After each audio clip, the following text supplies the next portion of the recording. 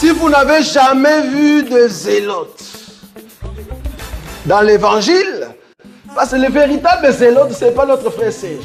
Moi, je suis un premier zélote. Parce que j'ai donné la définition de ces zélotes-là. Nous sommes des hommes qu'on a déjà tués depuis longtemps. Un cadavre qui marche. Parce qu'en réalité, nos vies sont cachées en Christ et Jésus ou dans le lieu céleste. Donc, si tu me touches, je suis un zélote. On n'a pas peur. Voilà, nous allons continuer avec ce que nous avions commencé la fois passée. Nous avions commencé déjà beaucoup de temps maintenant. Nous parlons sur les événements des temps de la fin. Et nous détectons qui sont de vrais, d'abord, hommes de Dieu qui doivent prêcher la parole du Seigneur. Amen. Amen. Donc, c'est ça, c'est là où nous sommes. Donc, nous sommes en train de détecter qui sont ceux-là qui marchent à la crainte de la parole du Seigneur lorsqu'ils prêchent la parole du Seigneur. Et nous voyons les événements des temps de la fin dans l'Église. On a commencé avec les hommes de Dieu. Amen. Ce sont des hommes de Dieu que nous sommes en train de parler tout ce temps ici. Amen. Et après, nous allons encore continuer avec le fidèle. Car il y a aussi des fidèles qui font des choses dans les églises. Alléluia. Et ils font des choses dans ces temps de la fin. Partout on se retrouve, même dans la maison, même au quartier, dans les endroits où nous partons, au travail. Il y a des choses que nous faisons, de fidèles font, qui montrent réellement que nous sommes dans ce temps de la fin. Amen.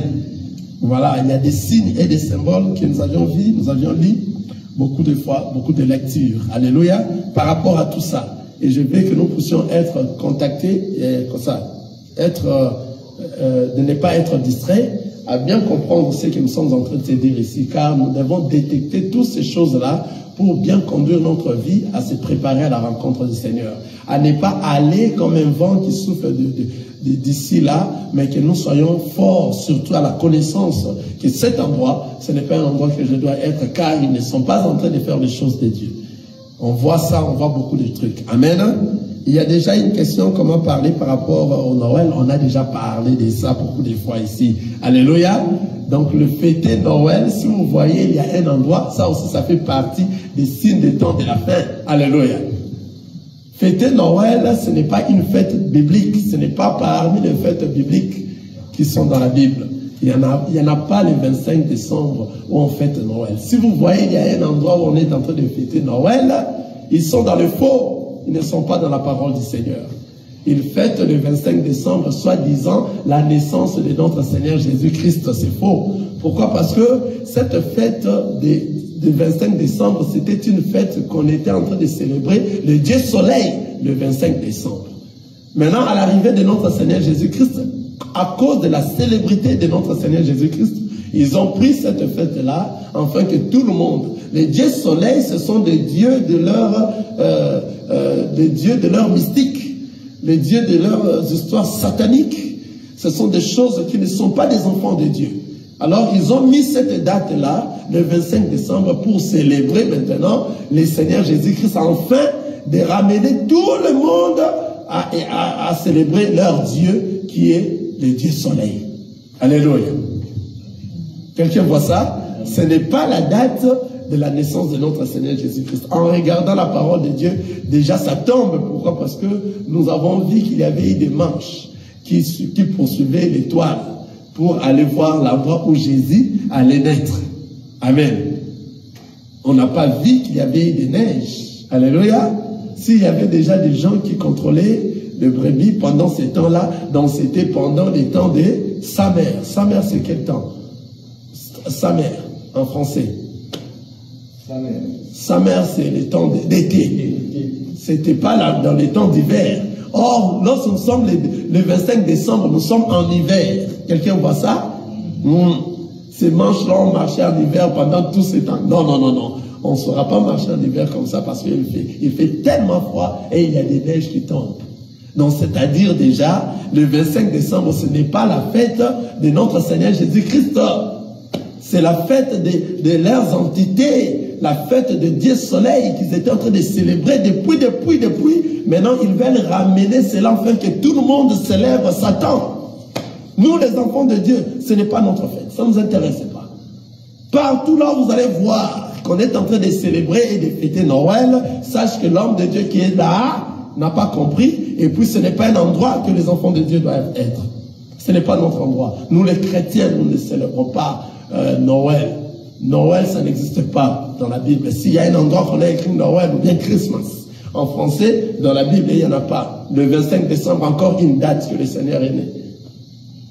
Alléluia. Amen. Donc, une fois que vous voyez cela, nous sommes en train de parler de ça. Pourquoi? Parce que nous sommes en train de détecter quels sont les signes des événements des temps de la fin. Et vous allez voir, cette année, ça sera encore célébré plus fort. Comme nous avons vu lorsqu'ils ont célébré Halloween. Ils ont célébré ça encore plus fort. Des fêtes telles que le Saint-Valentin. Ce ne sont pas des fêtes dans l'église, dans les églises. Il n'y en a pas. Si vous voyez des fêtes pareilles, on est en train de les célébrer dans les églises, sache que ce n'est pas un endroit que nous devons partir étant l'enfant de Dieu. Ce sont des fêtes de leurs entités démoniaques qui n'ont rien à voir avec la parole du Seigneur.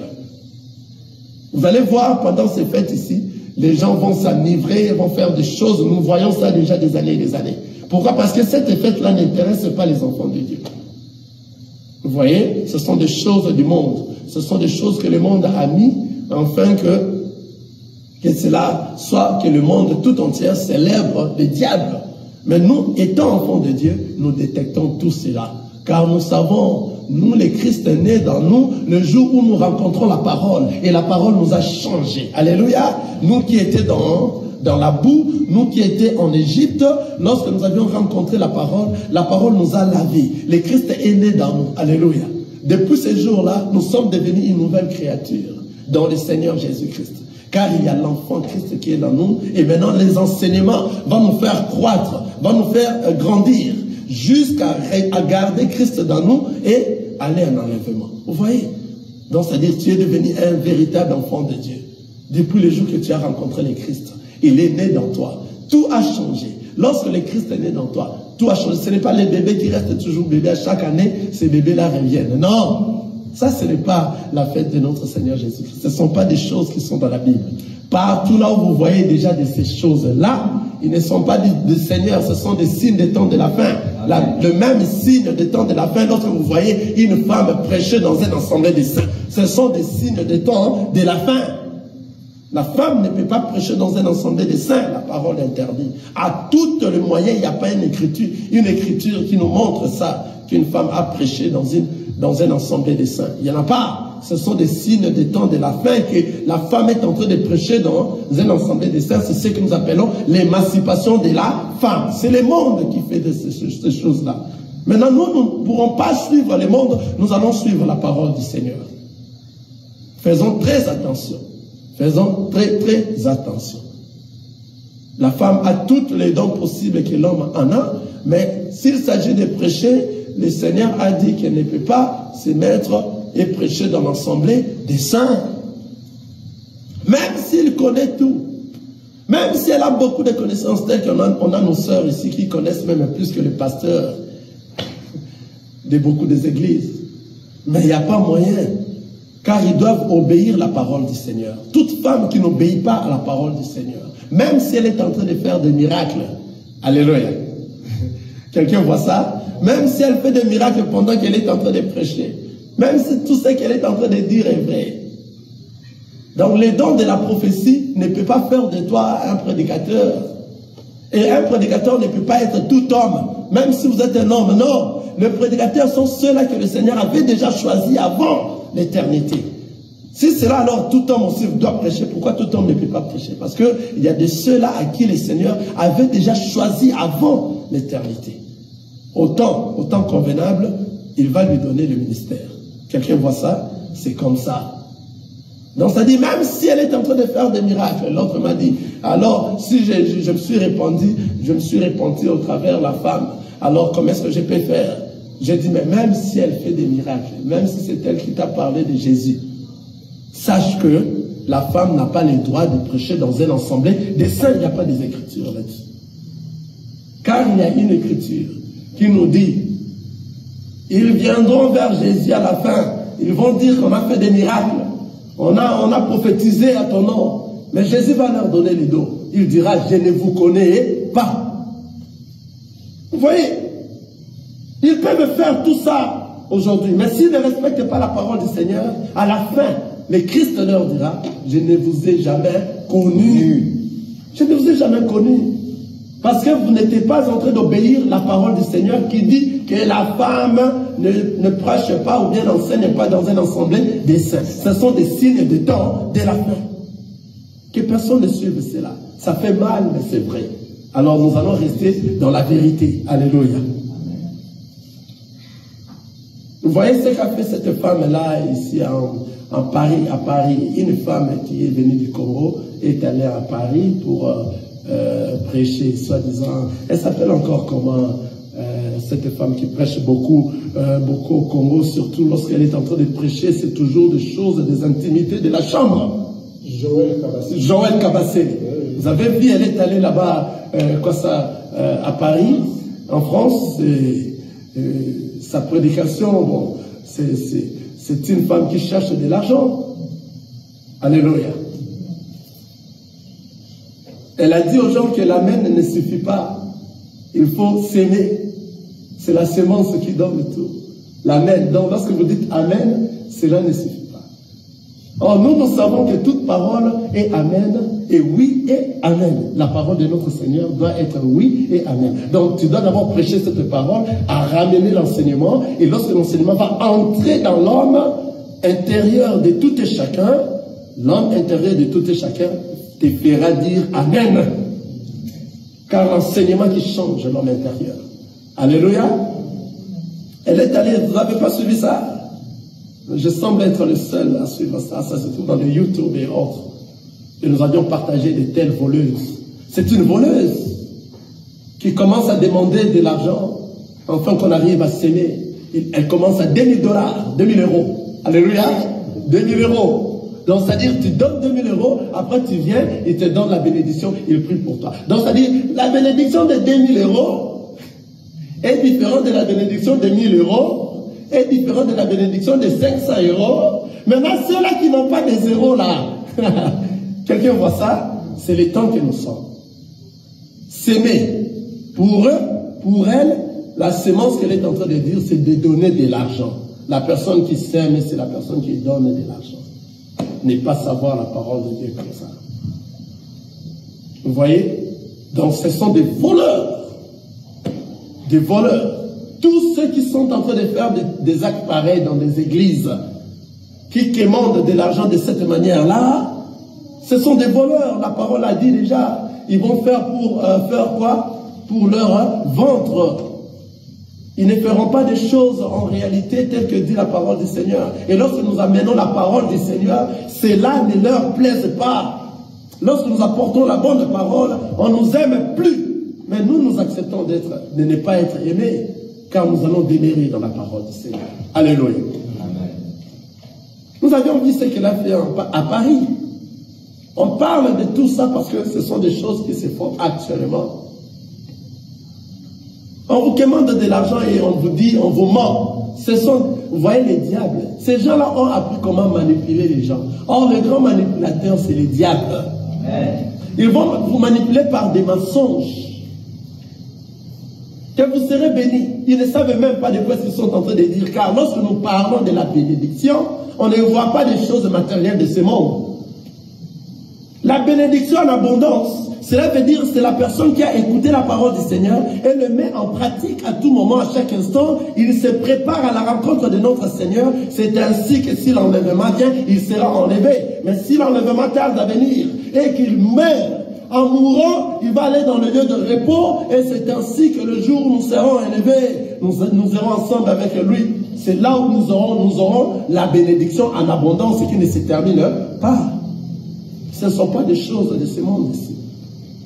Comment maintenant différencier ceux qui seront bénis par rapport à l'argent?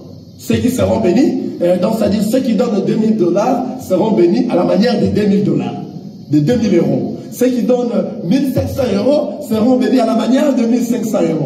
Ceux qui donnent 500 ou 1000 € seront bénis. Oh, mais c'est quoi ça? C'est quoi ça?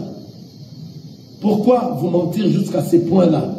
Maintenant, nous les enfants de Dieu, c'est pour cela que nous sommes en train de parler des événements des temps de la fin. Afin que nos yeux s'ouvrent. Afin que nous détectons tous ces gens. Partout vous verrez des pratiques pareilles ne sont pas des enfants de Dieu. Ce Ce ne sont pas des enfants de Dieu. Des voleurs. Des voleurs. Nous sommes en train de voir comment est-ce que les hommes, soi-disant de Dieu, sont en train d'agir. Ils laissent des enfants pour venir prendre les places. Alléluia. Pour venir prendre les places après leur mort. Ces choses-là sont faites dans notre vie, à nos présences, nous voyons ça. Et il y a encore beaucoup, encore et encore de gens dans leurs églises. Parce qu'il y a beaucoup d'aveugles. On peut citer le nom. Nous voyons, on a vu ce qui s'est passé. On cite ceux-là qui sont en train de faire ça. Les Moïse Mbiye qui ont pris la place de leur père Mbiye.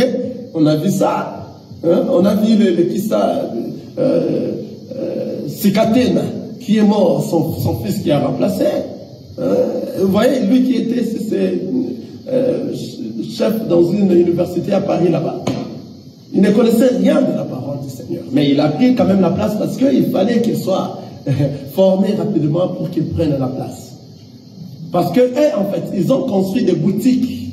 Des boutiques. On a même vu ici à peine ici. C'est qui? C'est qui encore? C'est qui là? De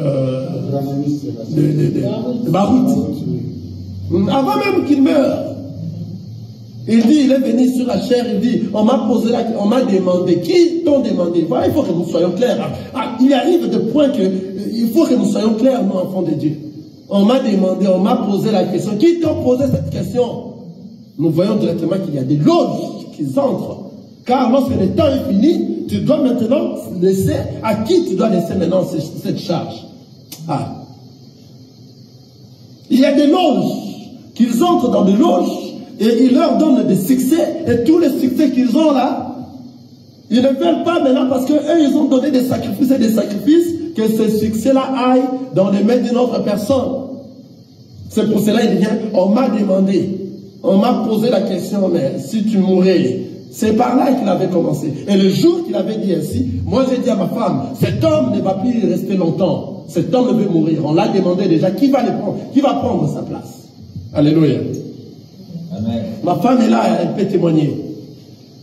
Je l'avais dit aussi déjà. Et j'ai appelé un de mes frères au Kamba. J'ai dit, regardez ce que votre frère, soi-disant, Barout est en train de dire. Parce que son père prit là-bas chez Barout.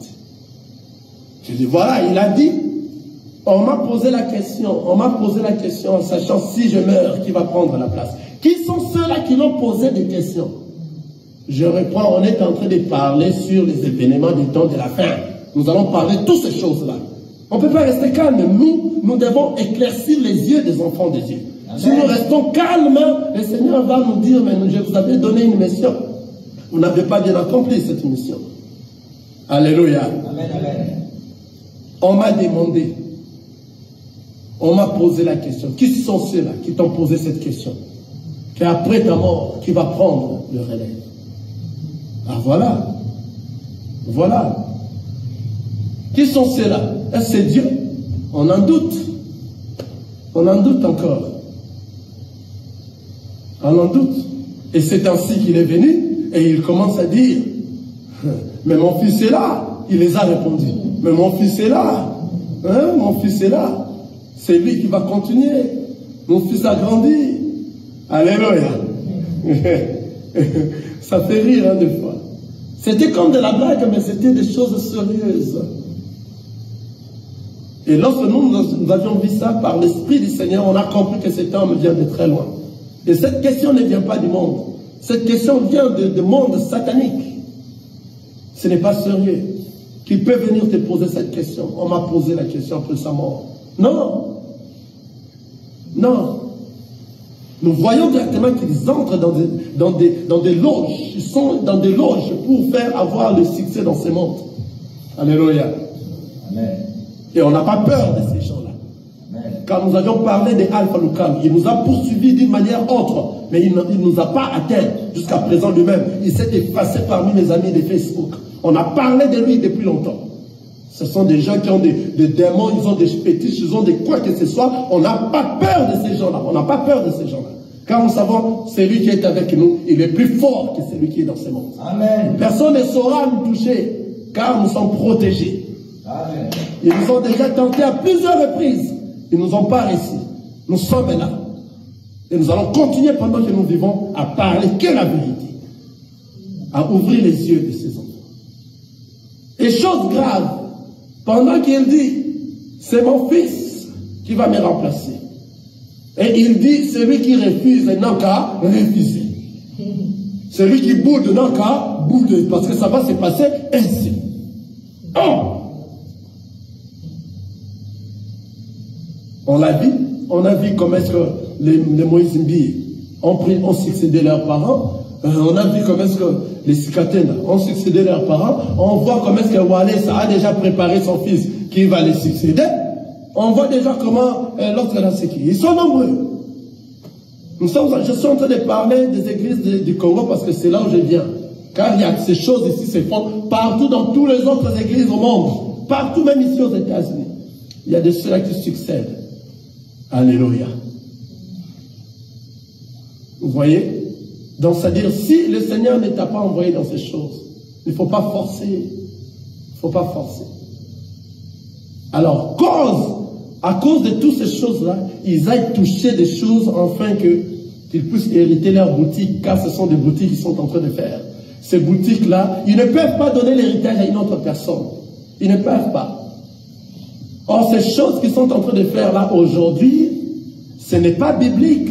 Ce sont des choses qui se faisaient dans l'ancienne alliance. C'était dans la famille de Lévi. Amen. Dans la famille de Lévi, la personne qui prenait la place, après sa mort, on succédé. Alléluia. Amen. Depuis maintenant que le Seigneur Jésus-Christ est venu, tout s'est arrêté. Parce qu'après la mort de Jésus, on est resté 3 jours pour chercher qui va succéder. On est resté pour chercher qui va succéder le Seigneur Jésus-Christ. Et le Seigneur Jésus-Christ, après 3 jours, il est ressuscité. Il est revenu à sa propre succession. Voilà. Donc il n'y a plus question d'une personne qui meurt, il y a une autre qui succède pour continuer l'église. Non. L'église n'appartient pas à une personne, l'église appartient à notre Seigneur Jésus-Christ. C'est lui qui est le maître. Il n'y a pas de boutique dans tout ça. Nous sommes là aujourd'hui. Si le Seigneur permet que je ne sois pas là, ceux-là qui le Seigneur a fait grâce dans l'église, ce sont eux qui vont continuer, ce n'est pas ma famille. Est-ce que le Seigneur a appelé ma famille lorsqu'il m'avait appelé? Non. Non. Ma famille n'a rien à voir avec ces choses. Le Seigneur a choisi à sa façon. Si le Seigneur avait choisi mon fils aussi pour venir parler du Seigneur, mais lorsque le Seigneur nous a donné la continuité de l'assemblée, est-ce que mon fils était là? J'étais avec des gens qui sont là. Et ces gens-là, ce sont eux qui vont continuer. Mon fils n'est venu après. S'il s'agissait que mon fils aussi ait cette grâce. Mais ce n'est pas parce que mon fils a eu la grâce qu'il doit nécessairement prendre la place. Non! Ce n'est pas biblique dans le temps de la grâce. Amen. Ce n'est pas biblique de ces choses-là. Une fois que vous voyez dans des endroits pareils, vous voyez de ces choses pareilles, sortez. C'est pour ça que nous allons lire 2 Corinthiens chapitre parce qu'il y a quelqu'un qui m'a déjà dit, mais comment on délire? Alléluia. 2 Corinthiens chapitre 6, verset 14. Frère Mbaki. Nous sommes dans 2 Corinthiens chapitre 6. De verset 14 en descendant jusqu'en bas. Suivez la parole du Seigneur. Verset 14, nous lisons, ne vous mettez pas avec les infidèles sous un joug étranger. Car quel rapport y a-t-il entre la justice et l'iniquité? Ou y a-t-il des communs contre la lumière et les ténèbres? Quel accord y a-t-il entre Christ et Bélial? Ou quelle part a les fidèles avec l'infidèle? Quel rapport y a-t-il entre les temples des dieux et les idoles? Car nous sommes les temples du Dieu vivant. Comme Dieu l'a dit, j'habiterai et je marcherai au milieu d'eux. Je serai leur Dieu et ils seront mon peuple. C'est pourquoi sortez du milieu d'eux et séparez-vous, dit le Seigneur. Ne touchez pas à ce qui est impur et je vous accueillerai. Je serai pour vous un père et vous serez pour moi le fils et le fils. Si vous voyez des choses pareilles, la parole nous dit, sortez du milieu d'eux. Merci frère Maki. Sortez du milieu d'eux. Ils ne sont pas avec nous. ils sont fait sembler, ils se sont infiltrés à être avec nous, mais ils ne sont pas avec nous. Ceux qui sont avec nous, ce sont ceux qui mettent en pratique la parole de Dieu. Ceux qui mettent en pratique toute l'entièreté de la parole de Dieu. Une fois que tu vois un frère de partout dans le monde est en train de mettre en pratique cette parole, c'est ton frère. La parole nous dit, sortez du milieu d'eux et séparez-vous, dit le Seigneur. Sortez du milieu d'eux et séparez-vous. Lorsque vous voyez de tels actes, de telles pratiques dans tous ces endroits, sortez du milieu d'eux et séparez-vous. Vous entrez dans une église, vous voyez, il y a des chaises de ministres devant là-bas. Alléluia. Une fois que tu entres, tu vois déjà, il y a des chaises de ministres devant. Sache que tu es dans un mauvais endroit. Tu es déjà dans un mauvais endroit. Pourquoi? Regardez, la Bible nous dit ici, la parole, là où nous sommes. Quel rapport y a-t-il entre le temple de Dieu et les idoles? Car nous sommes dans le temple de Dieu vivant, comme Dieu l'a dit. J'habiterai et je marcherai au milieu d'eux. Le Seigneur n'a pas dit qu'il sera devant eux. Non, le Seigneur a dit je serai au milieu d'eux. Alléluia. Or, tout homme de Dieu doit suivre le Seigneur Jésus-Christ. Donc, homme de Dieu doit être au milieu de son peuple. Il ne peut pas être devant pour montrer que c'est lui qui est le leader. Hein? Donc, c'est-à-dire, c'est que nous appelons le culte de personnalité. Il veut entrer dans l'église, on étale des tapis rouges, on transporte des Bibles, pour l'accompagner. Il est là, les autres s'agenouillent, il est en train de prier pour les autres. Non! Ces choses-là, si vous voyez ça une fois dans une église, sortez du milieu d'eux. Sortez! Ce n'est pas une église de Dieu. C'est là où on est en train de célébrer l'homme, au lieu de célébrer le Seigneur Jésus-Christ. Tous ceux qui font des choses pareilles, tous ceux qui se disent hommes de Dieu, qui restent dans ces choses-là, ils ne sont pas nos frères. Sortez du milieu d'eux. Séparez-vous d'eux, car ils se sont infiltrés. Et lorsqu'ils se sont infiltrés, la parole nous dit, laissez les bleus. Et quoi? Les bleus et quoi? Laissez les bleus grandir ensemble avec Matthieu chapitre 13. Lisons ça. Matthieu chapitre 13.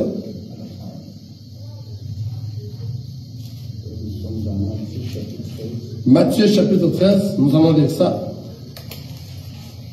Parce que l'heure viendra où on va arracher les bleus d'abord, on va les mettre dans les greniers, et après, la parole nous dit, Matthieu chapitre 13, verset 24.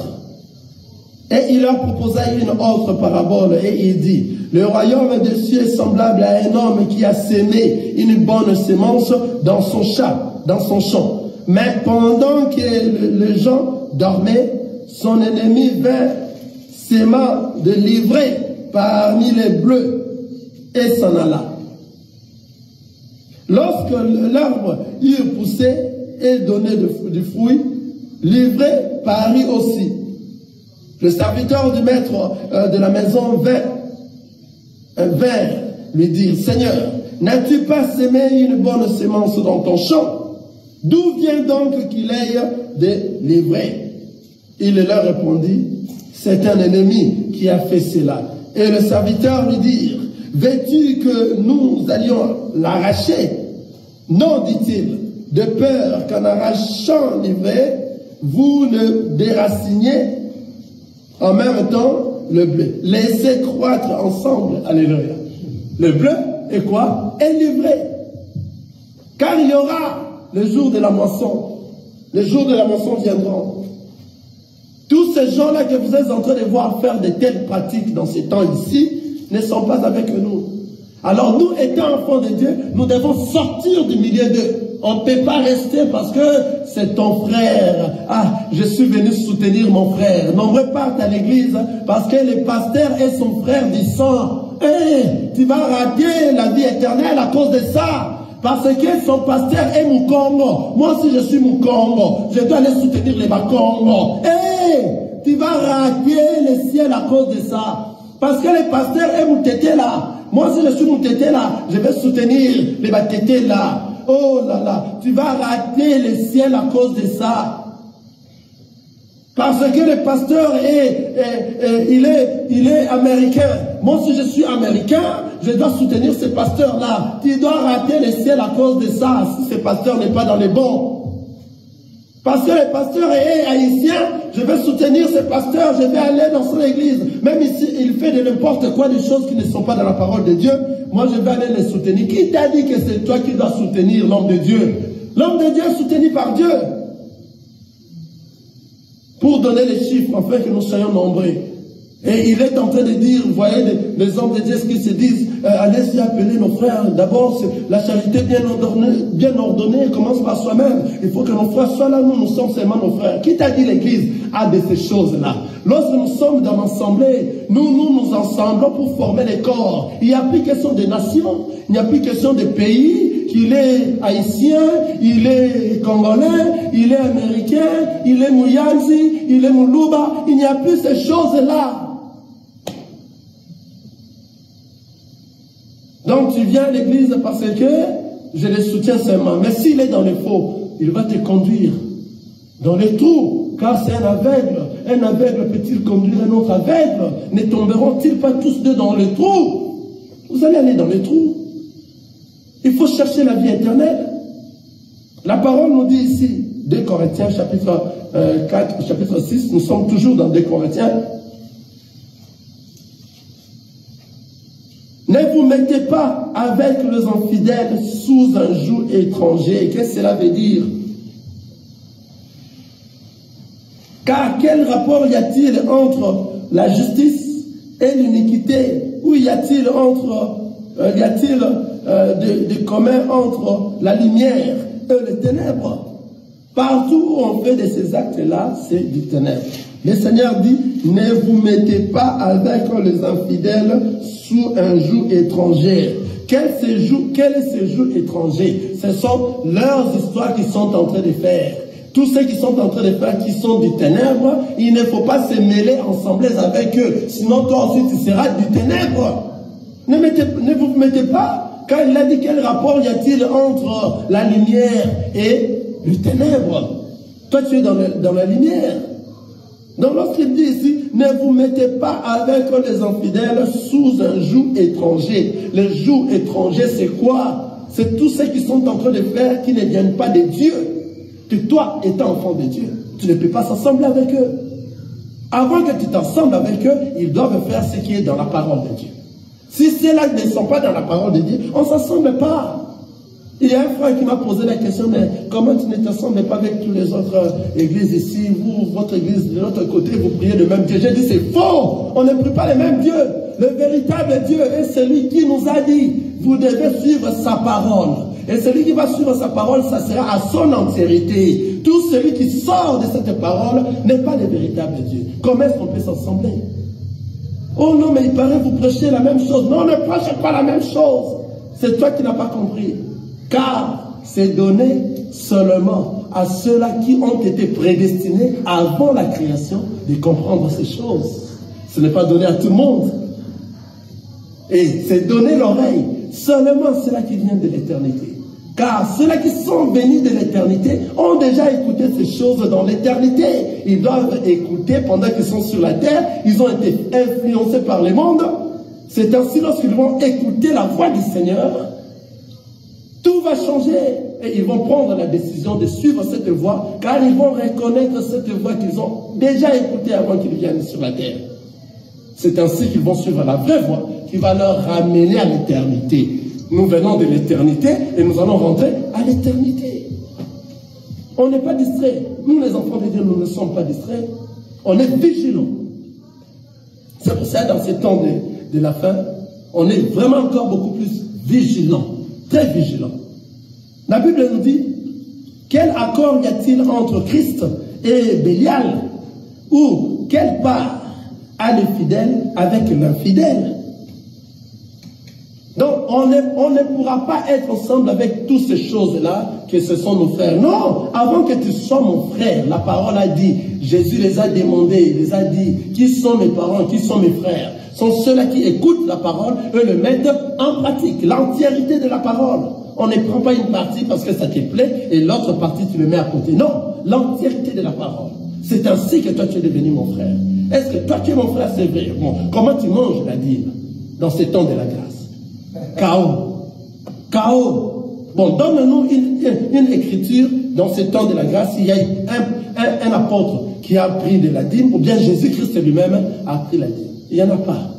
Chaos. Ils vont rester seulement avec, vous savez, on a dit dans Malachie, chapitre ceci, cela, celui qui ne donne pas, celui qui va donner, les écluses du ciel seront ouvertes. On lit ça. Alléluia. Ça me fait rire. Hein? Alléluia. Amen. On est là.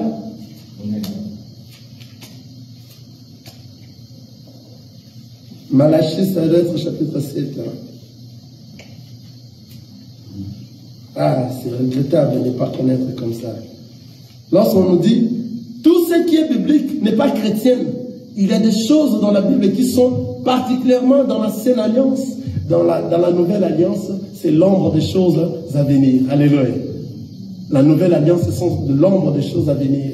Dans l'ancienne alliance, tout ce qui s'est passé là-bas, le Seigneur Jésus-Christ est venu la résumer. Alléluia. On a Malachie, chapitre 3, verset 7. Nazakomata ngai, nga nazakomata.